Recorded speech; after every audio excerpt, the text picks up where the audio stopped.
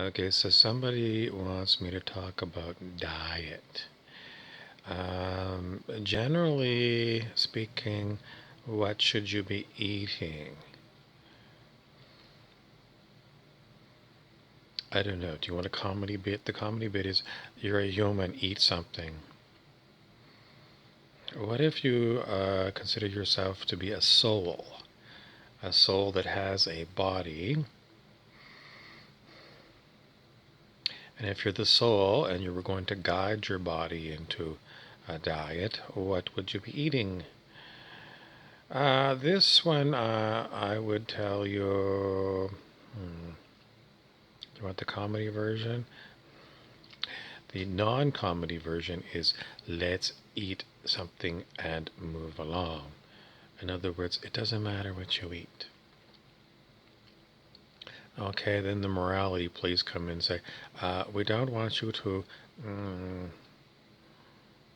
What does our religion say about certain foods? And, like if you're Catholic, you have to eat fish on Friday. What does this all mean? It's a lot of, I hate to say it. What does your body want to eat? You don't know because you have imposed your mind upon the body. The body is enslaved to your mind, and whatever the mind wants to taste is what the body is forced to select. So the mind wants the taste of caviar, then that's what the body will be forced to eat. This happens a lot with things like the mind really wants to get buzzed. So it's going to force the body to drink 2 liters of cheap red wine, or 24 beers, or maybe the mind really wants to get whacked and it wants the body to eat some pills, so it can go to a rave or something. It's the mind that wants all these things. Does the body ever want things? Yes. What does it want? You don't know because your mind is contaminating your body. Why does this happen? Because the mind knows that it can dominate the body, because it's done it.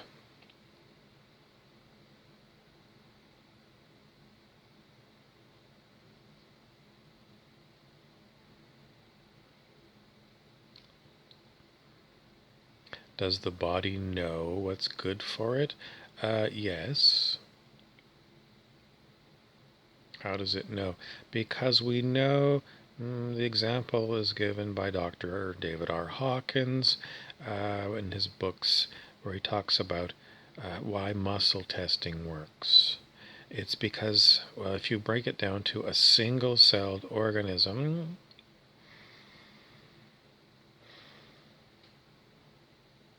like an amoeba in pond water, it knows to swim towards food and away from unpleasantness in the water. So it knows. And if the amoeba knows what food is, then your body, with billions of cells, knows what it needs.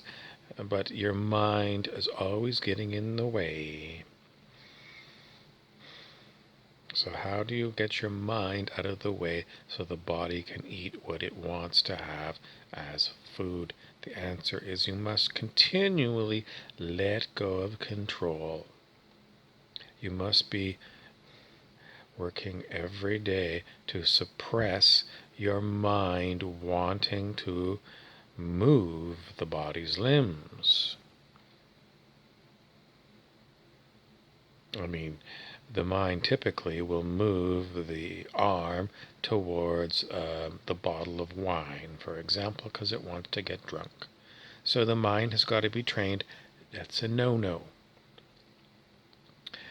Your job as a mind is to be silent.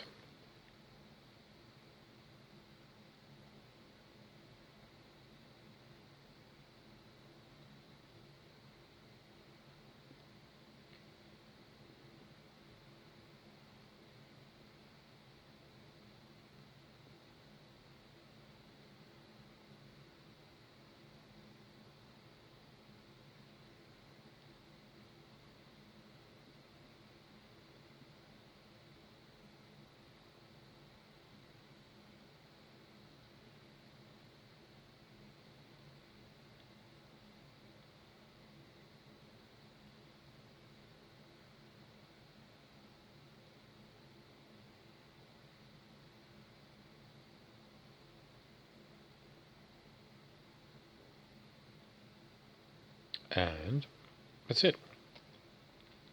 Your mind has got to learn to be silent.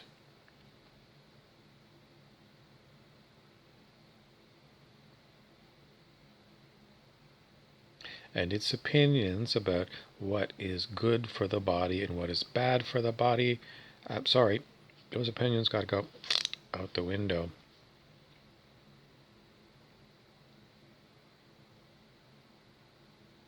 Because with a silent mind, it's an empty mind. It's empty, empty, empty. It's empty of especially rigid intellectual opinions.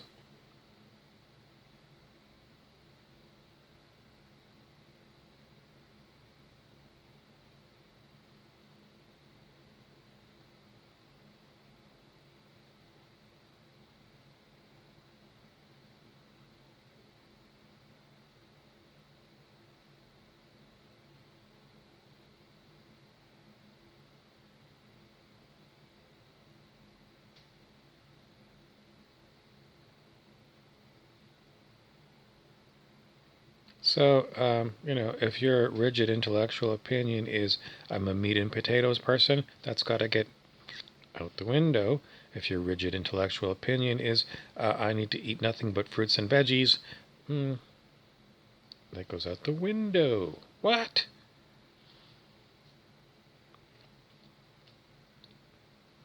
How about the morality of killing animals for food?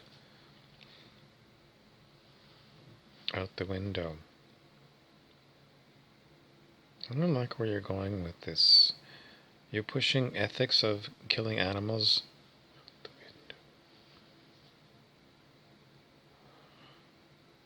When you do this with your eye and you look at me funny, that gets pushed out the window.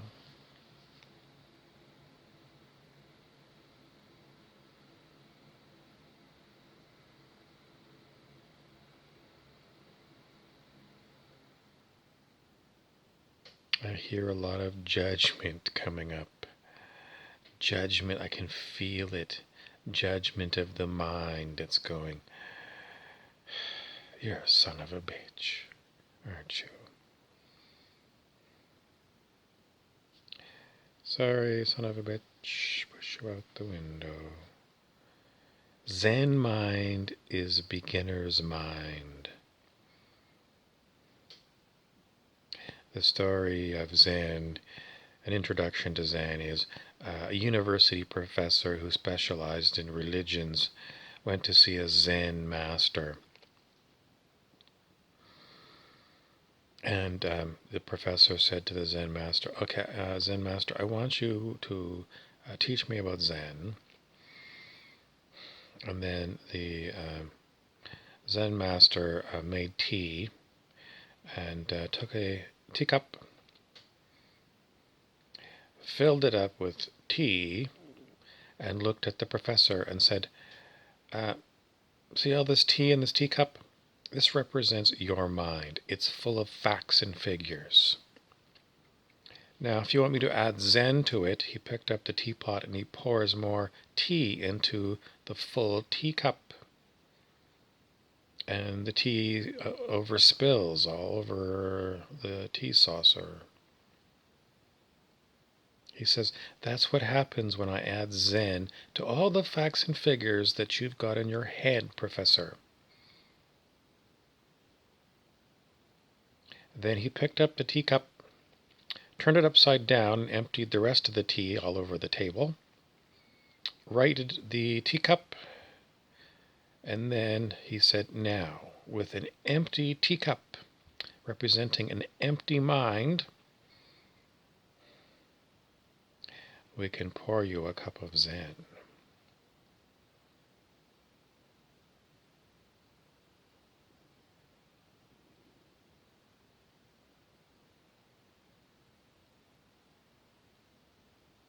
Is Zen this way higher consciousness than someone who says, let's go vegan because we shouldn't be slaughtering animals?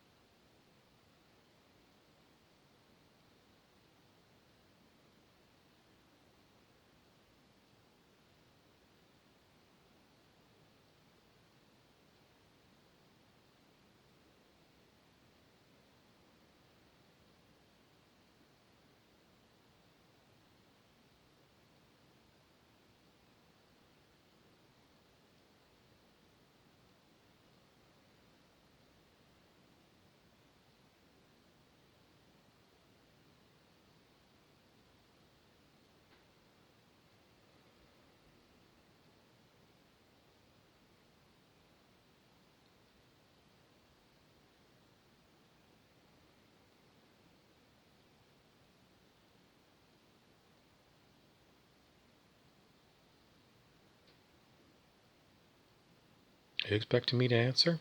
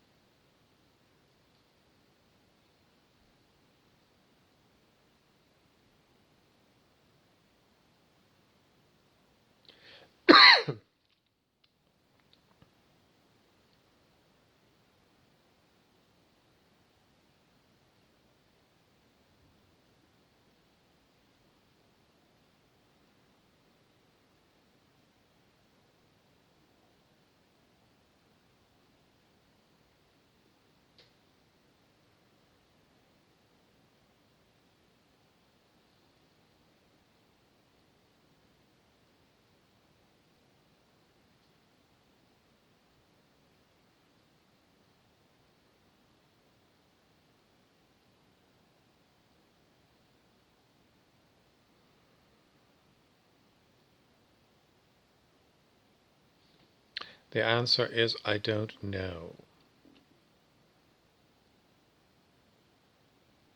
I don't have an opinion.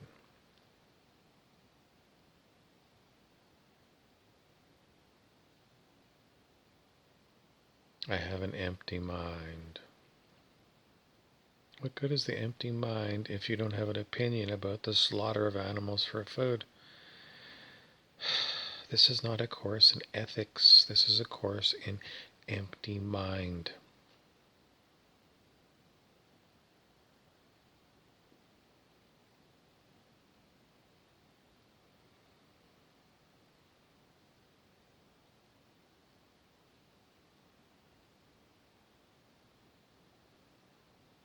Do I need a course in ethics in addition to Zen?